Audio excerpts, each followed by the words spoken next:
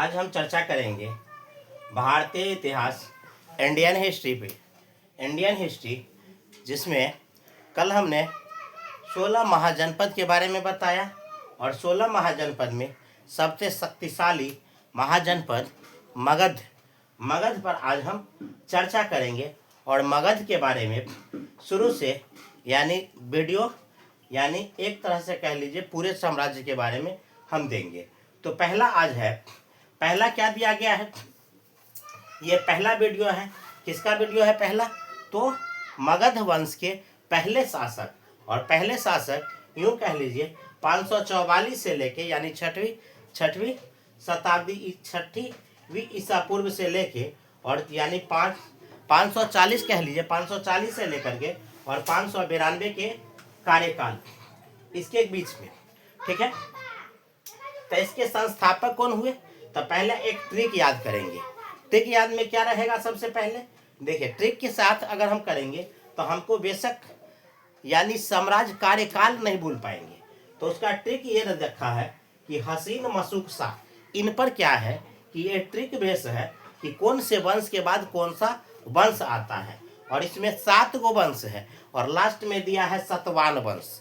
सतवान last से याद रखेंगे। सतवान वंश मतलब 7 गो वंश है। तो शुरू एक 6 गो वंश आगे है और इस सातवान वंश जो है सबसे पीछे है, ठीक है। तो शुरू क्या होता है? हर्यक वंश से। कहाँ से होता है शुरू? हर्यक वंश। देखिए, तो हर्यक वंश में क्या कहा गया है, यानी क्या लेंगे? पहला हसीन मसूक शाह, ठीक है।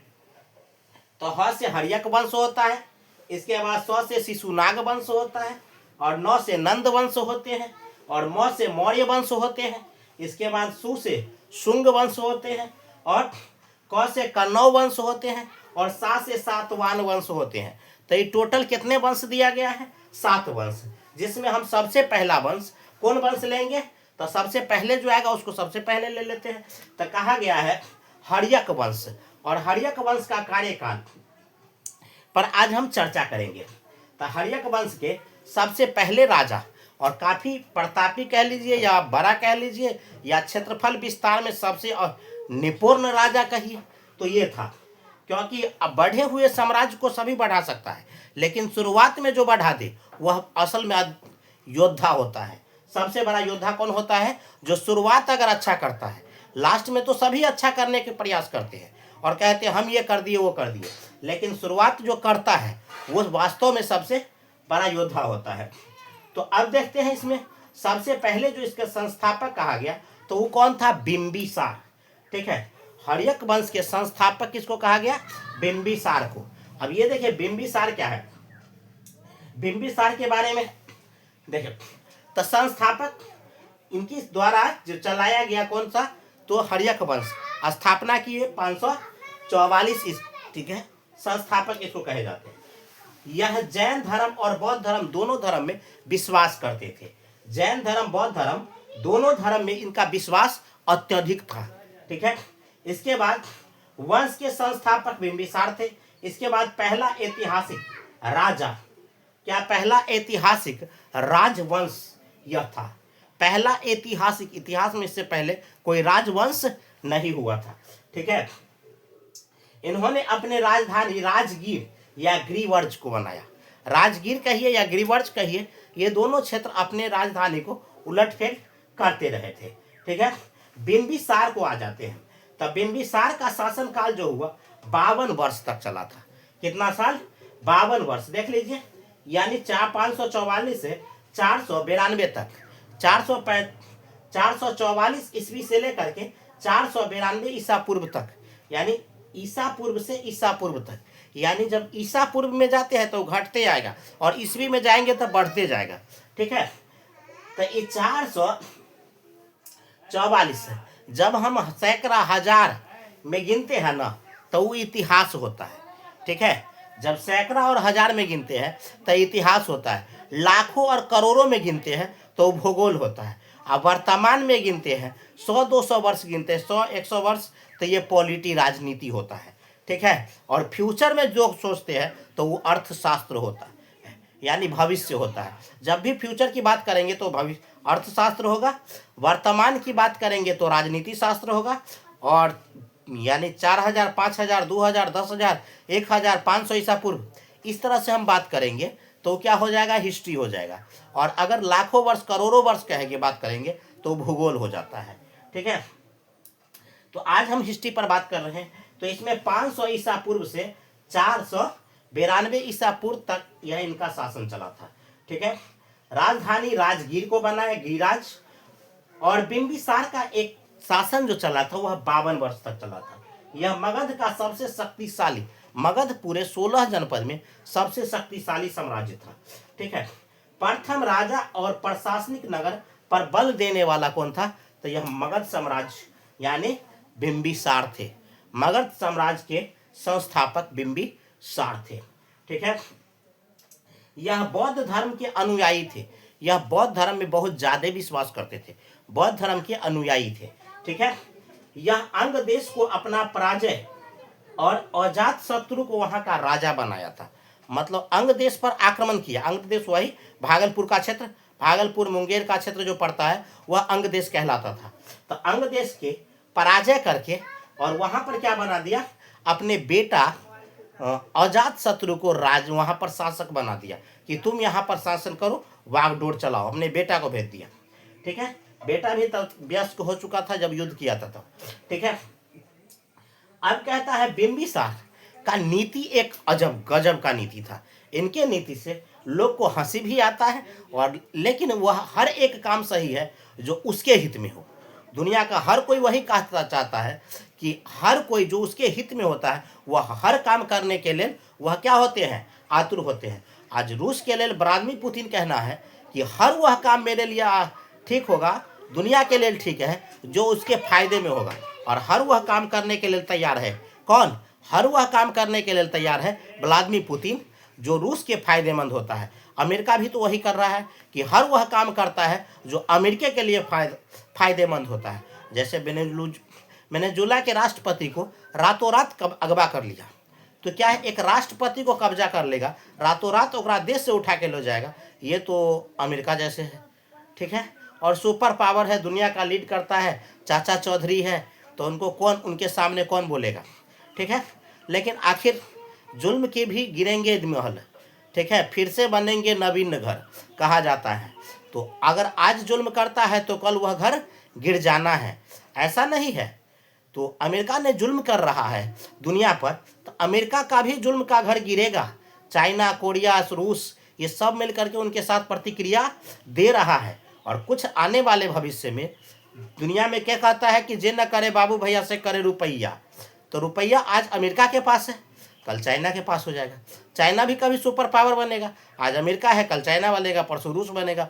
हर कोई देश रूस आगे बढ़ेगा। जो व्यापार में आगे आता है वो वास्तव में आगे बढ़ जाता है।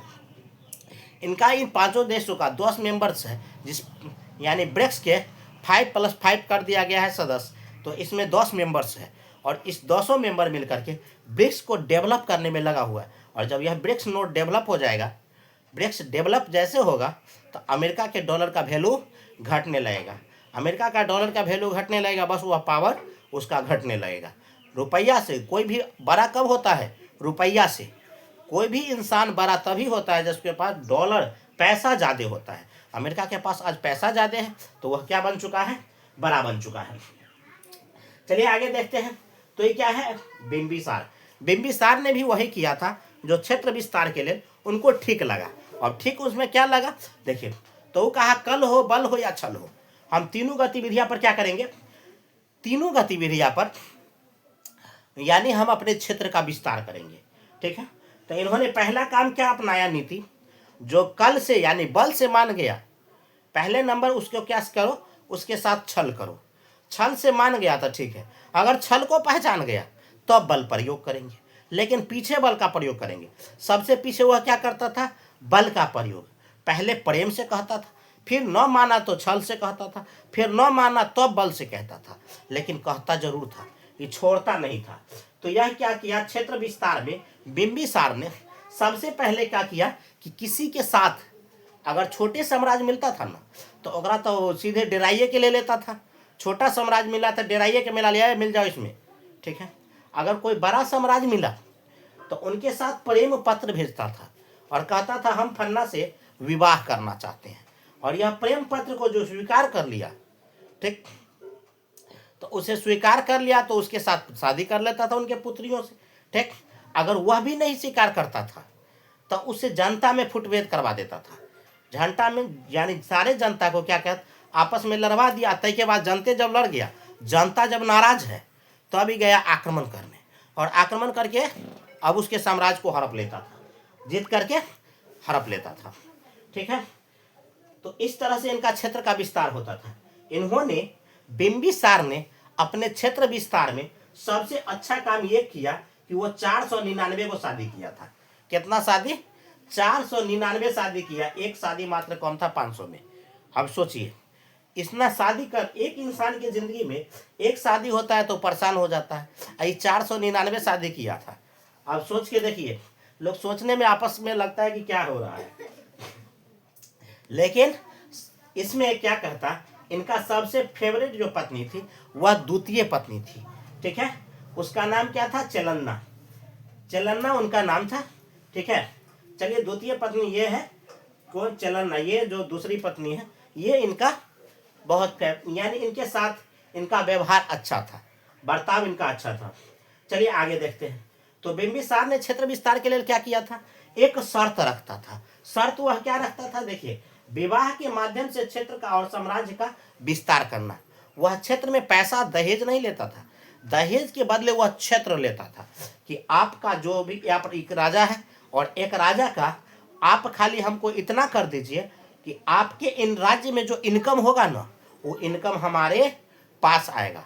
राज का बागडोर आप चलाइए या हम चलाएं, बात इतने होगा, लेकिन इसका इनकम जो होगा ना, आमदनी, वह किसके पास जाएगा? मगध के पास जाएगा। ये शर्त रखता था। तो यूं कह लीजिए कि जिसको आप इनकम दे रहे हैं वह वहां का मालिक हो गया। तो इस तरह से क्या किए, यह प्रस्ताव रखता था, और जो मान गया तो ठीक है, शादी होता था, न माना तो उसके साथ युद्ध होता था, और युद्ध के बाद उसे पराजय तो मिलनी है, क्योंकि सबसे बड़ा शक्तिशाली संपन्न राष्ट्र संपन्न था ये 16 महाजनपद में। तो इन्होंने सबसे पहले क्या किया, विवाह का यह प्रस्ताव रखा। इनका पहली पत्नी महाकोशला, महाकोशला कौशल राज की पुत्री प्रसेनजीत की बहन थी। प्रसेनजीत और कौशल राज की पत्नी थी, यानी बेटी और प्रसेनजीत की बहन, ठीक है। सबसे पहले इनको दहेज में क्या मिला? काशी मिला। क्या मिला? काशी। काशी जो है, यह यहाँ से काशी देख रहे हैं, यूपी, वर्तमान के यूपी में काशी पड़ता है, तो वह काशी मिला था। और काशी से जितना इनकम होता था ना, वो सारा इनकम किनको आता था? इनके मगध साम्राज्य में आता था, बिंबिसार के पास आता था। उस समय में कितना इनकम आता था? 1 लाख मासिक आमदनी। 1 लाख, ठीक है, मासिक आमदनी होता था। 1 लाख के महीना, मासिक महीना 1 लाख के महीना उस समय में इनकम होता था। अब देखिए अगला, तो ये क्षेत्र का विस्तार इस तरह से हो गया। अगला में आ जाते हैं, द्वितीय पत्नी। यह कौन थी? तब वैशाली के लिच्छवी नरेश की पत्नी थी। कौन? वैशाली के लिच्छवी नरेश की पत्नी पुत्री थी, जिनके द्वारा यह चलाया जा रहा था। जिनके द्वारा क्या चलाया जा रहा था? लिच्छवी नरेश के पुत्री कह लीजिए।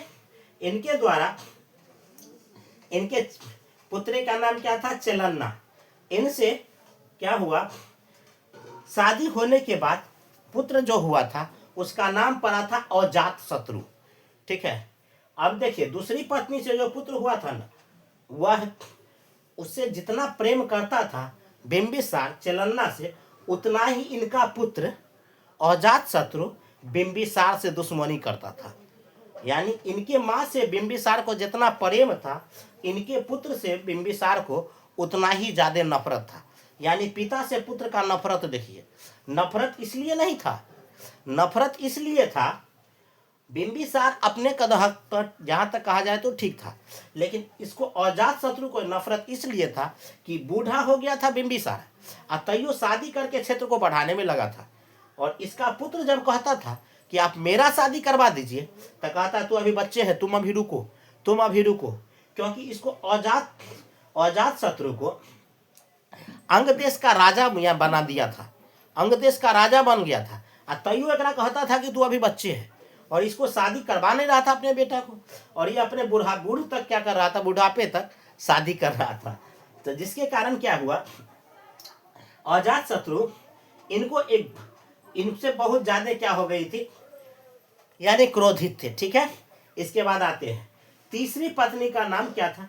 तीसरी पत्नी या पंजाब के मद्र कुल के राजकुमारी थी, पंजाब के मद्र कुल इनकी राजकुमारी थी, जिसका नाम था क्षेमा। यह तीसरी पत्नी थी, क्षेमा। ठीक है, तो युग कौन कौन उसको मिल गया, तब पहला नंबर कौशल मिल गया, दूसरा नंबर में कौन मिल गया, वैशाली लिच्छवी मिल गया, और तीसरा नंबर में कौन मिल गया, पंजाब के मध्य कुल के थे, तो इनकी यहाँ के क्षेमा थी। तो पंजाब इनको मिल गया किसमें, ये तीसरी पत्नी के रूप में। तो 3 गो क्षेत्र तो ऐसा ही मिल गया इनको, एगो अपना था ही मगध साम्राज्य। अब चौथी पत्नी देखिए, चौथी पत्नी कौन थी, चौथी पत्नी के रूप आम्रपाली, यह भी वैशाली की एक गायिका थी, वैशाली की गायिका। ठीक है, वैशाली की गायिका द्वारा क्या हुआ, यहाँ का क्षेत्र जो बचा खोचा इससे तो मिल गया किया था, दूसरी पत्नी वैशाली कौन, लिच्छवी चलन्ना से। अब बचा खोचा क्षेत्र था जो गायिका दूसरे क्षेत्र के आता था, तो उनसे के बचा खोचा क्षेत्र भी मिल गया। तो अब कह लीजिए इसका क्षेत्र में बहुत ज्यादा, यानी 4-4 को साम्राज्य मिला, और अपना तो बड़ा था ही, तो और ज्यादा बहुत बड़ा हो गया। अब देखने में इतना बड़ा हो गया कि दूसरे जनपद के राजा सोचियो नहीं सकता था कि इतना बड़ा को कभी हराएंगे, क्योंकि इसका साम्राज्य इतने बड़ा हो गया था।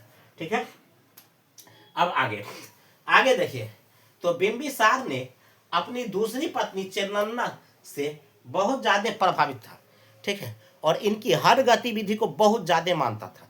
ठीक है, और इनके कहने पर बौद्ध धर्म से उन्होंने जैन धर्म को अपनाया था। कौन धर्म को, प्रभावित होकर के जैन धर्म अपनाया था। पहले बौद्ध धर्म को ज्यादा मानते थे, लेकिन बाद में यह जैन धर्म को बहुत ज्यादा माना, क्योंकि चेलन्ना इनकी पत्नी थी, और चेलन्ना बौद्ध धर्म को मानती थी, यानी जैन धर्म को मानती थी, और यह बौद्ध धर्म को मानते थे। लेकिन जब चेलन्ना के कहने पर इनके बात को ज्यादा मानता था बिंबिसार, तो इनसे प्रभावित होकर के इन्होंने जैन धर्म को अपनाया था। ठीक है, जैन धर्म। इसके बाद क्या कहा गया, इनके पिता जो थे वह भाटिया थे। क्या थे, भाटिया। भाटिया मतलब क्या होता था, पहले जमाने में, आज से ज़्यादा नहीं 20-25 साल पहले जाइएगा तो घर घर आता था भाट, यानी क्या कहता, फकरा सुनाता था, और कुछ ले के अनाज उनाज लेके जाता था। तो उस तरह से भाटिया एक होता है, भाटिया जनजाति। तो वो सब क्या, भाट जिसको कहिए, तो वह क्या करता था, मांगने होने का क्षेत्र में घूमते उमते रहता था, कुछ मांगता उंगता था, भाटिया जैसे। ठीक है, इनके पिताजी भाटिया थे। ठीक है, अब कहते हैं पुराणों में बिंबिसार को श्रेणिक उपाधि मिला था। श्रेणिक का मतलब कि साम्राज्य को आपने विस्तार किया। ठीक है, श्रेणिक मतलब विस्तार किया, उपाधि, और एक क्रम में सजाया। अब इस तरह से क्रम अब चलता रहेगा, इसलिए इतिहास इसे क्या माना था, श्रेणिक उपाधि दिया था। किसको, बिंबिसार को, कि अब जो भी होगा ना, आपके बताए हुए रास्तों पर अब साम्राज्य चलेगा यहाँ से।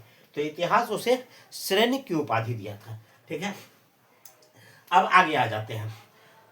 इन्होंने अवंती के राजा क्या था, असभ्य रोग से ग्रस्त था। अवंती के एक राजा थे जो एक बहुत बड़ी बीमारी से ग्रस्त था। ठीक है, और ग्रस्त होने के कारण वह अपना कोई काम नहीं कर पाता था। ठीक है, तो इन्होंने अपने राजवैद्य बोले तो कर्मचारी, उनको क्या भेजा था, उनके द्वारा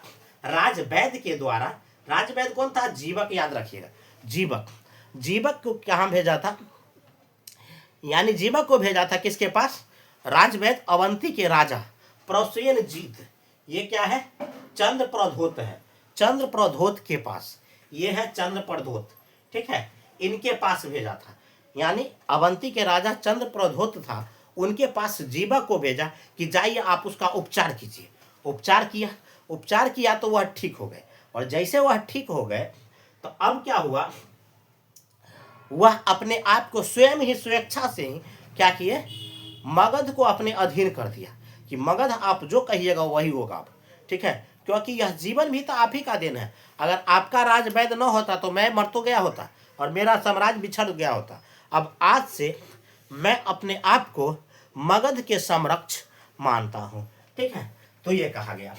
अब आगे देखिए, तो इन्होंने उपचार किया। बिंबिसार के वैद्य ने क्या किया, स्वस्थ होने पर अवंती के राजा चंद्रप्रद्योत ने मध्य क्या किया, अधीनता स्वीकार कर ली। किसकी अधीनता स्वीकार कर ली, यानी मगध की अधीनता स्वीकार कर ली। राजवैद्य के द्वारा अब कौन मिल गया, अवंती भी मिल गया। तो अब देखिए कौन कौन मिल गया। तो पहला नंबर मगध शक्तिशाली था ही ऑलरेडी पहले से। दूसरा नंबर में कौशल राज, उनके साथ उनको विवाह हुआ तो उनका साम्राज्य मिल गया। तीसरा नंबर में वैशाली मिल गया। चौथा नंबर में पंजाब मिल गया। पांचवा नंबर में कौन मिल गया, तो वैशाली का बचा खोचा क्षेत्र जो था वो मिल गया चौथी पत्नी से। अब पांचवी के रूप में अवंती के राजा भी उसके साथ मिल गया। ठीक है, अवंती के राजा को भी क्या कर लिया उन्होंने, अवंती के राजा को भी अपने में मिला लिया। तो अब कितना बच गया, अब तो बचवे कहाँ किया, यानी छः साम्राज्य का मालिक तो वो अकेले बन गया। अब छः को साम्राज्य का मालिक बन गया। अब 200 है तो 10 जगह, 6 गो है तो अकेले है। अब देखिए ओहू में जब 16 था तो 16 में अकेले शक्तिशाली था, अब तो 6 गो के मिला लिया, तब तो और कई गुना बड़ा हो गया। अब दूसरा साम्राज्य वाला दूसरा जनपद के महाराजा या राजा सोचबे नहीं करेगा एक तरफ आंख उठा देगा। ठीक ठीक, तो इसके बाद इन्होंने इसके बाद भी रुका नहीं। तय के बाद इन्होंने क्या किया, अंग देश को पराजय कर दिया। भागलपुर के क्षेत्र को अंग देश को पराजय किया और वहां जाकर के अपना बेटा अजात शत्रु को बैठा दिया। ठीक, अब देखिए तो 6 गो तो था, वो अंग देश को भी पराजित करके और उसको भी जाके बैठा दिया। तो अब 7 गो हो गया। 16 गो में 7 गो के मालिक ही अकेले हो गया। ठीक, अब कितना बच गया, उधर 9 गो बचल है। 9 गो है तो 9 जगह, 7 गो है अकेले। तो अब देखिए इस सबसे बड़ा साम्राज्य हो गया कि नहीं, और उसमें भी शुरुआते में सबसे साम्राज्य बन था। ठीक, तो ये क्या बन गया, अंग देश का साम्राज्य किसको बनाया, अपने बेटा को शासक बनाया। बेटा तब तक सियाना हो चुका था।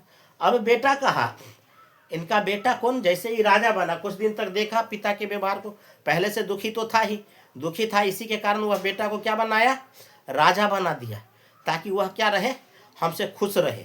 ठीक, लेकिन वह खुशी कब तक रहेगा, पिता से बच्चे को हर दिन कुछ ना कुछ चाहिए। पिता वही वास्तव में होता है जो बूढ़ा हो या बच्चा हो, आप बूढ़े हो जाइएगा ना, फिर भी आपके बच्चे आपसे हर दिन मांगेगा पैसा। ठीक है, वो ये नहीं देखेंगे कि आप बूढ़े हैं, आप कमा रहे हैं, आप न कमा रहे हैं, आप घर पर बैठे हैं, ये नहीं।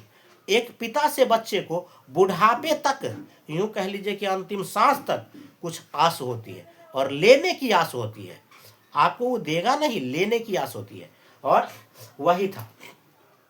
तो इनके लेने की आस तो नहीं थी, पैसे की आस नहीं करता था, क्योंकि खुद एक राजा था और राजा को पैसे की कमी होती है नहीं, तो पैसे की कमी नहीं होती थी। लेकिन इनको एक चीज बहुत बुरा लगता था, बहुत बुरा इसलिए लगता था क्योंकि बिंबिसार जो था एकदम बूढ़ा हो चुका था, और बूढ़ा होने के बावजूद वह विवाह पर विवाह करते जा रहा था। ठीक, और विवाह पर विवाह करते जा रहा था, और जब वह कहता था विवाह करने के लिए तो कहता था तुम अभी साम्राज्य चलाओ ना, तो राज्य को ठेकेदारी रखो ना, क्षेत्र को कैसे बढ़ाना है वो हम समझेंगे। यह बात उनको बहुत ज़्यादा दुखी कर देता है। ठीक है, क्योंकि आप बूढ़े हो गए तब भी विवाह कर रहे हैं, और हम तो इतना दिन से, हम भी एक अंग देश के छोटा ही सही लेकिन राजा तो है, और आप मेरे पिता है, जब आप नहीं कहिएगा तो हमारा शादी कैसे होगा। ठीक, तो इस पे अजात शत्रु बहुत ज़्यादा दुखी हुआ था। ठीक है, तो उन्होंने अंग देश को जीता, वहां बैठा दिया अपने पुत्र को, और इसके बाद बिंबिसार ने अंतिम बार, अब जीवन के अंतिम बार उन्होंने वैशाली के बचे हुए क्षेत्र, वैशाली था बड़ा थोड़ा सा, तो बचे हुए क्षेत्र पर अधिकार करने के लिए उन्होंने क्या किया, युद्ध तो किया लेकिन उसमें उनको असफलता मिली। असफलता मिलने के रीजन में क्या हुआ, वह वहां से पराजय हो गया। अब गुस्से में तमतमाए आया कौन, ओकर बेटा अजात शत्रु, और उन्होंने क्या कहा, पिताजी अब आपका जीवन लीला खत्म कीजिए, बहुत जीवन लीला कर लिए आप, अब आपका जीवन लीला के फाइल बंद होगा हमेशा हमेशा के लिए। और पिताजी को हत्या कर दिया कौन, अजातशत्रु। अजातशत्रु ने अपने पिता की ही हत्या कर दिया, ठीक है। और इसके बाद 492 में उनकी हत्या हो जाती है बिंबिसार के अपने पिता के द्वारा। तब राजा कौन बनेगा? उसका बेटा बनेगा। अब इतना बड़ा साम्राज्य, साथ साथ वो जनपद का मालिक, एकलौता मालिक यानी अकेला बिंबिसार अजातशत्रु बना, ठीक है। अजातशत्रु, क्योंकि उनके जितना बेटा हुआ ना, सब में ज़्यादा होशियार अजातशत्रु था और सबसे ज़्यादा क्रूर था अजातशत्रु। तो इनसे सारे डरता था, ठीक। तो इनके खिलाफ कोई खड़ा नहीं हुआ। 492 में इन्होंने 492 ईसा पूर्व में राजा बना और 460 तक राजा रहा, यूं कह लीजिए 32 साल, ठीक है। अजातशत्रु का नाम देखिए क्या क्या नाम दिया इतिहास। अजातशत्रु, शत्रुओं को नाश करने वाला। अजातशत्रु का मतलब होता है जो शत्रु का नाश करता है उसे अजातशत्रु कहा जाता है, ठीक है। दूसरा नंबर में क्या कहा गया? शत्रुहंता। इसका नाम शत्रुहंता भी था, ठीक।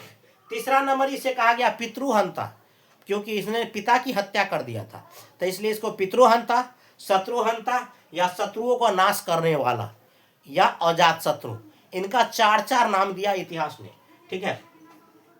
इसके बाद क्या कहा गया? प्रेम।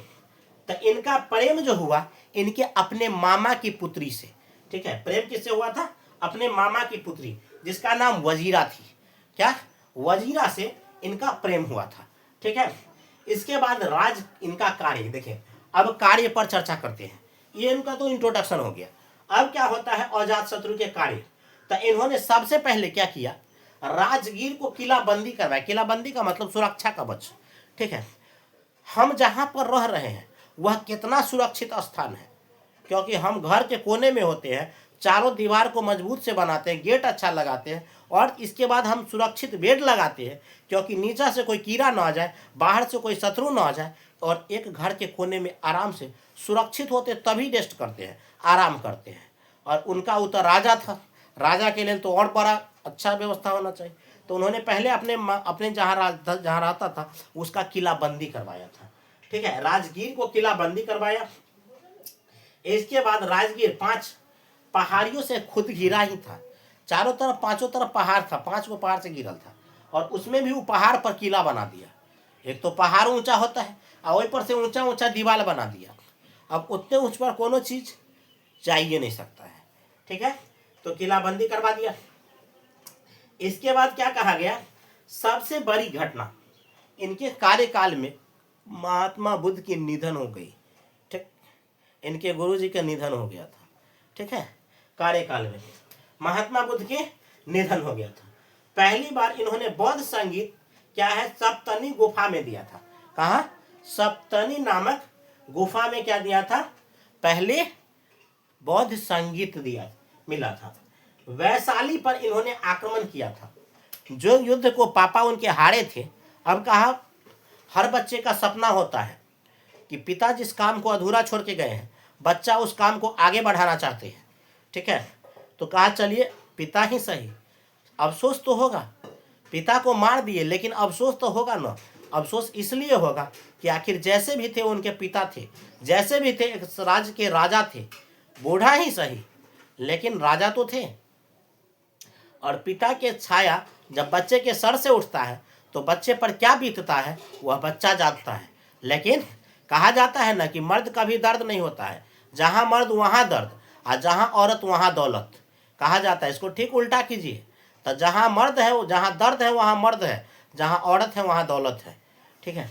तो यही इन्होंने कहा था कि आज पिताजी होते तो कितना खुश होते कि जिस युद्ध को उसने हार के आया है उस युद्ध को मैंने यूं जीत कर दिखा दिया। लेकिन उसको देखने के लिए पिताजी दुनिया में थे ही नहीं, और अपने आप में एक तरह से शर्मिंदगी कहिए और एक तरह से लज्जा कहिए या फिर शोक कहिए, यह प्रकट कर रहे थे। लेकिन क्या कहता है कि राजा ये दर्द किसको दिखाएगा, ठीक है। तो ये दर्द किसी को दिखाया नहीं जाता था। अब आगे आ जाते हैं, देखिए। तो वैशाली के सप्तनी गुफा में क्या किए थे इन्होंने? बौद्ध संगीत दिए थे। वैशाली पर आक्रमण करके इन्होंने जीत लिया, और इसमें जीत में सबसे पे इनका साथ दिया था वर्षकर, इनका रथी था। क्या था? सारथी, सहयोगी।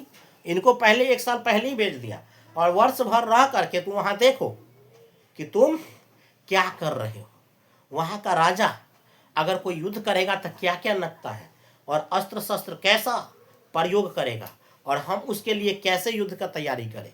तो कहा महाराज 1 साल तो भेज दिया, रह गया। कहा महाराज उसका सेना हमला कर देता है, इस तरह की कुछ व्यवस्था की गई है।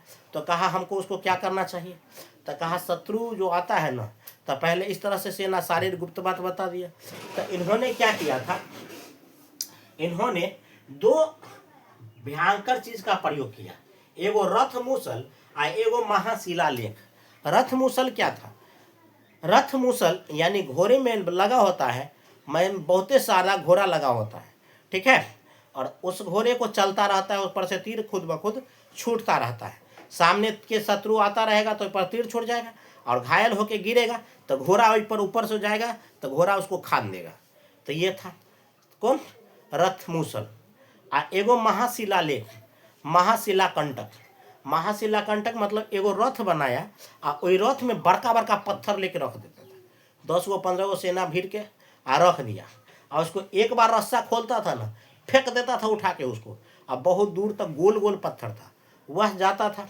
अब इंसान से इंसान की लड़ाई होगा तब न तलवार की काम होगा, लेकिन बहुत बड़ा पत्थर गुरुकते आ रहा है, मान के चलिए पहाड़ से बहुत बड़ा पत्थर गुरुकते आ रहा है, और वहीं पर सेना जाएगा हमला करे। जहाँ बहुत बड़ा पत्थर आ रहा है, तलवार से पत्थर को क्या लेना देना, वो तो सीधे गुरुकते जाएगा, पीछते हुए निकल जाएगा पत्थर, वही में कितना सेना दब के मर जाएगा। अचानक जब सेना की झुंड टूटा न, तो ऊपर से पत्थर बरसा दिया, पत्थर का बड़ा बड़ा गोला फेंक दिया, उससे गुरुकने लगा गोला। गुरुकते गुरुकते गया, पूरा क्या होने लगा, उसके तौरी में दबने लगा, तो उसकी सेना दब गई। तय के बाद रथ मूसल चला। इससे क्या हुआ, वह बहुत ज़्यादा सेना खत्म हो गई और उसको पराजय कर दिया। इसके बाद इन्होंने शुरुआत में तो जैन धर्म को अपनाया था अजातशत्रु, और बाद में बौद्ध धर्म में प्रवाहित हो गए थे, आ गए थे, ठीक है, बौद्ध धर्म में प्रवाहित हो गए। अब कहा जाता है ना कि इतिहास हमेशा दोहराता है, इतिहास हमेशा दोहराता है, और आज फिर वो क्या हो रहा है, वही इतिहास दोहराने के लिए कोई और आया है। जो वर्षों पहले अजातशत्रु ने किया, आज ठीक वही इतिहास को दोहराने उसका पुत्र उदयीन आया था। कौन आया था, उदयीन, उसका पुत्र, किसका, अजातशत्रु का। क्या कि आपने भी तो दादाजी को मर्डर कर दिया था ना, आप भी अपने दादा को, अपने हमारे दादाजी को मार दिया था। आखिर क्यों मारा था, विवाह ने, हम भी तो आपसे कह रहे कि हमको विवाह करवाइए। और इसका पुत्र भी कुछ उसी गतिविधियां का था, वो भी कुछ क्षेत्र को बढ़ाने में लगा था, लेकिन युद्ध का प्रयोग ज़्यादा करता था, शादी विवाह कम और युद्ध क्षेत्र को ज़्यादा, युद्ध में विश्वास करता था अजातशत्रु, ठीक है। तो इसके पुत्र भी क्या किया था, उनको दोबारा से यानी अजातशत्रु की हत्या कर दिया, यानी पिता की हत्या पुत्र के हाथों दोबारा हो गया, जिसका नाम क्या था, उदयीन। तो आज हम उदयीन पर फिर से वीडियो बनाते हैं और उदयीन के बारे में पढ़ते हैं। और इस तरह से आपको देखिए ये कितना है, तब बिंबी, इसमें 3 गो आपको 3 गो शासक मिला, और तीनों शासक बहुत ही योग्य शासक था। तो ये तीनों योग्य शासक कौन कौन रहा, तो एक ठो बना कौन, तो हर्यक वंश के शासक में बिंबिसार, अजातशत्रु, और एक वो आता है उदयीन। तो ये 2 हमने देख चुका। अब तीसरा वीडियो हम यानी तीसरा कहते हैं, तो अभी हमने, और अब इस पर उदयीन के बारे में हम जानते हैं और चर्चा करते हैं। देखिए उदयीन कौन, तो ये अजातशत्रु जो थे, अजातशत्रु के पुत्र उदयीन हुआ करते हैं, ठीक। और उदयीन के द्वारा इनकी पिता की क्या हो जाती है, हत्या हो जाती है। पिता की हत्या हो जाती नहीं बल्कि कर देते हैं, ठीक है। और यह 460 ईस्वी में राजा बनता है, कहाँ का, तो वही मगध का राजा बनता है। और मगध के राजा, इन्होंने अपना राजधानी परिवर्तन किया, और राजधानी कुसुमपुर किसका नाम है, तो यह पटना का नाम है, और नया नाम इसका पाटलिपुत्रा या पटना कह लीजिए, तो पटना पड़ा था। तो यूँ कहते हैं, क्वेश्चन कई बार कई जगह पूछा गया है कि पटना को किसने बसाया है, तो इसमें आप चर्चा में बेहिचक कर सकते हैं कौन बसाया था, तो उदयीन ने बसाया इस पटना को। इसका नाम क्या है, तो कुसुमपुर। नया नाम क्या है? कुसुमपुर। माता का नाम, तो इनके माता का नाम पद्मावती। माता कौन थी? पद्मावती। और पिता कौन थे? अजात शत्रु। अजात शत्रु इनके पिता थे। ठीक है। उदाइन को क्या कहा जाता है? तो इसे बौद्ध धर्म में पितृहंता कहा गया, क्योंकि जो पिता की हत्या करता है ना, उसे बौद्ध धर्म पितृहंता कहते हैं। ठीक है। इसके पिता को भी पितृहंता कहा गया और इसे भी पितृहंता कहा गया। ठीक है। अन्य नाम इसका उदाई या उदय भद्र था। उदाइन या उदय भद्र। उदाइन, उदय भद्र। ठीक है। तो ये 3 नाम इसका था। चंपा के उपराजा थे। चंपक का उपराजा थे। राजा तो मगध के थे, उपराजा वहां के थे। ठीक है। इसने गंगा और सोन के नदी के संगम पर, किस नदी पर? गंगा और सोन नदी के संगम पर एक क्या बसाया था? शहर बसाया, जिसका नाम था कुसुमपुर।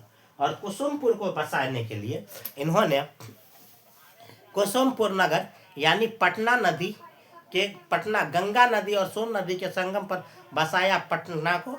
और पटना यानी कुसुमपुर आज के डेट में क्या बन गया है? तो वह पाटलिपुत्रा बन गया है।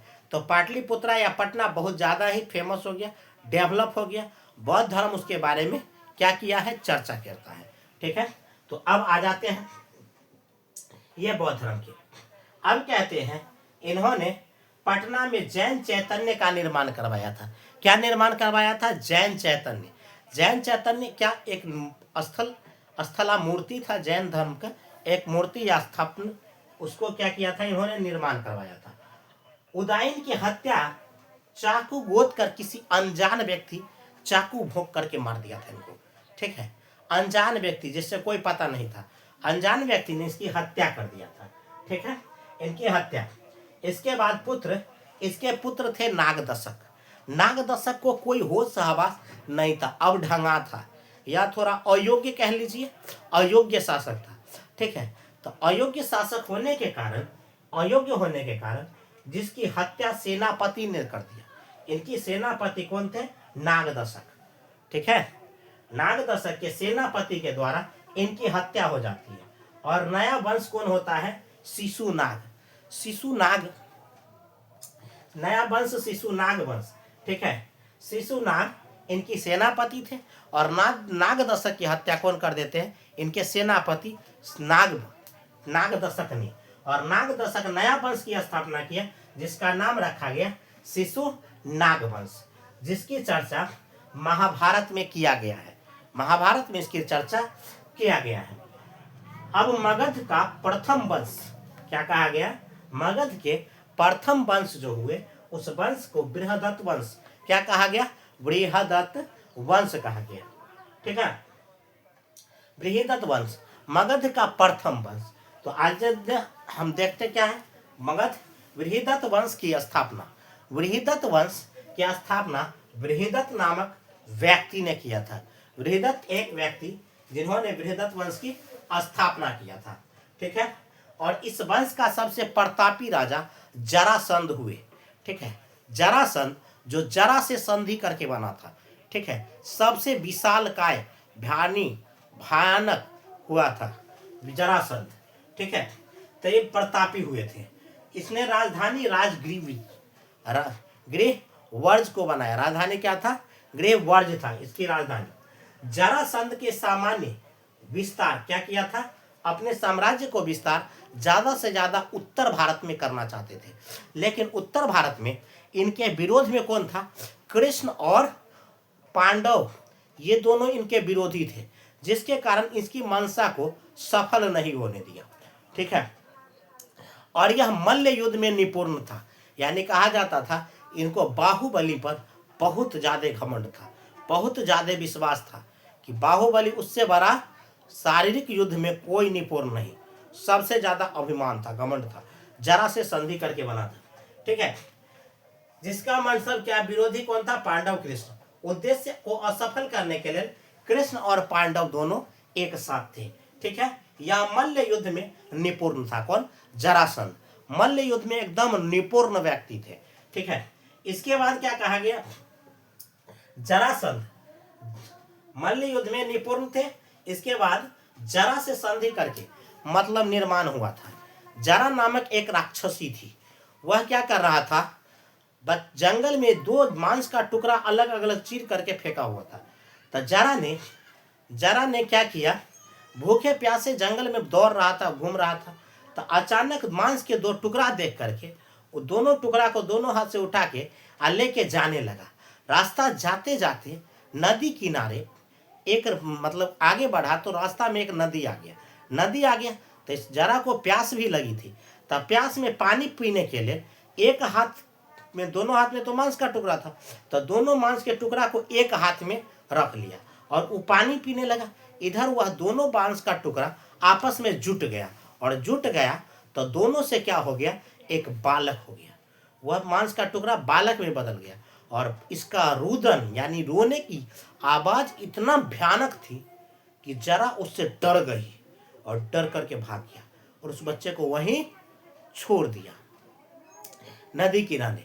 बाद में एक ऋषियों की झुंड आई और उस बच्चे को देखा और उस बच्चे को साथ ले गया, पाला गया और एक समय में अच्छे योद्धा और मल्ल में निपुण एक पूर्ण सशक्त राजा बना, जिसका नाम पड़ा जरासंध।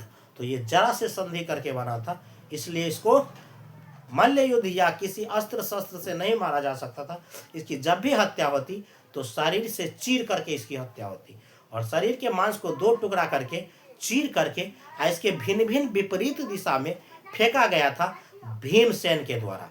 ठीक है, वही पांडव के एक था, तो द्वितीय पांडव का कुमार कहा जाए भीमसेन था, जिनके द्वारा इनकी हत्या हो जाती है। यानी इसके बॉडी को दो भागों में चीर करके फेंक दिया जाता है, एक को इधर, ये हाथ वाले को इधर, ये हाथ वाले को उधर फेंक देता है। अलग अलग दिशा में इनकी हत्या हो जाती है। मल्ल युद्ध में इसकी हत्या होती है। ठीक, इसके बाद इन्होंने बहुत ज्यादा क्रूरता की हदें पार कर रखी थी। एक बार में 86 को राजा को एक साथ फांसी पर लटकाने का सजा सुना रखे थे।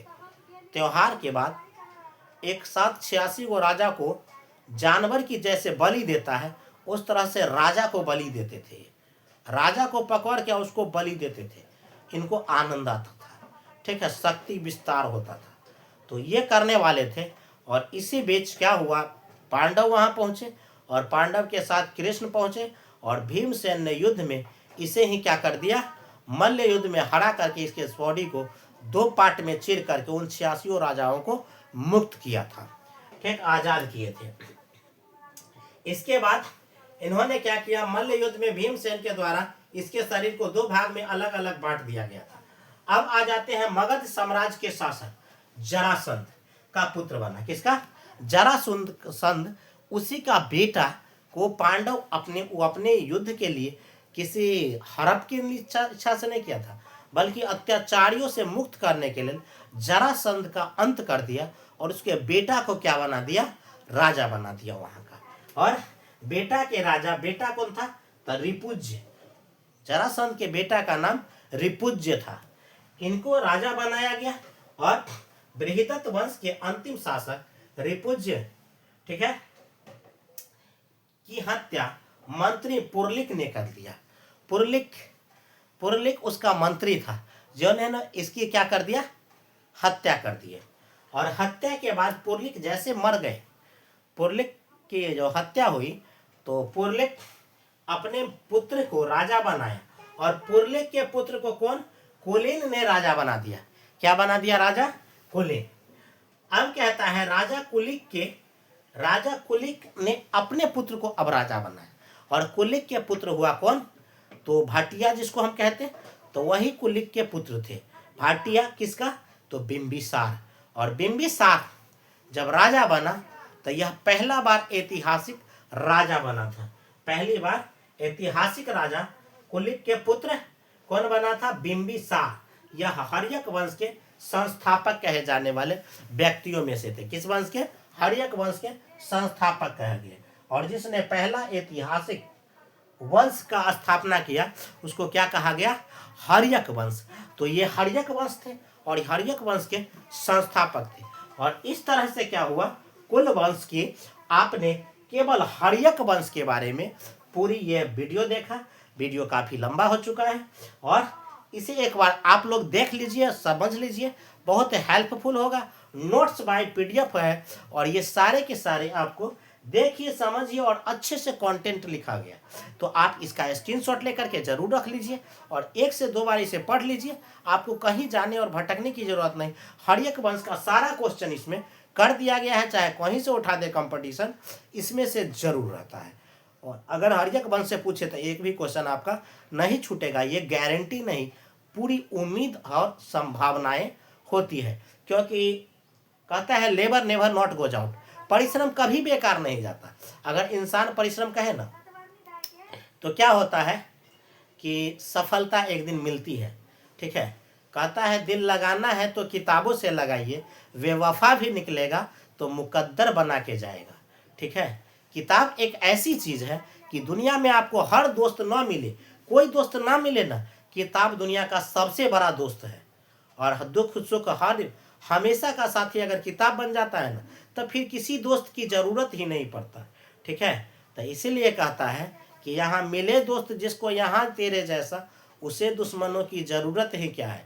अगर किताब को दोस्ती बना लेते हैं तो दुनिया में और कोई दोस्ती बनाए या दुश्मनी करे कोई फर्क नहीं पड़ता। आपको सिर्फ और सिर्फ क्या बनाना है, तो अपना दोस्त सच्चा हमसफर किताब होता है। ठीक है, जीवन के अंतिम सांस तक अगर आप किताब के साथ होते हैं, उस वक्त आप क्या हो जाते हैं, सफल होते हैं। जिंदगी में अगर आपको कामयाब बनना है ना, तो सबसे ज़्यादा समय मांगता है, कामयाबी समय मांगती है। और जिस काम में आप सबसे ज़्यादा समय देते हैं, उस काम में आपको कामयाब होने से कोई नहीं रोक सकता है। इसलिए कामयाब हमेशा बनने के लिए आपको क्या देना होगा, समय देना होगा। समय एक ऐसी चीज है, वक्त कहता है, समय कहता है, समय पावे तोरवर फले केतक सींचे नीर। ठीक है, समय पाने के बाद ही फल लगता है, ऐसे पहले कोई फल, कोई पौधा, कोई वृक्ष पर नहीं आता है। इसीलिए कहा जाता है समय पावे तोरवर फले और केतक सींचे नीर। ठीक है, तो आज हम इतना ही तक रहने देते हैं और ये हमारा हर्यक वंश का आज कंप्लीट हो गया है। और यह वीडियो पर आप अपनी प्रतिक्रिया जरूर दीजिएगा। तब तक के लिए जय हिंद।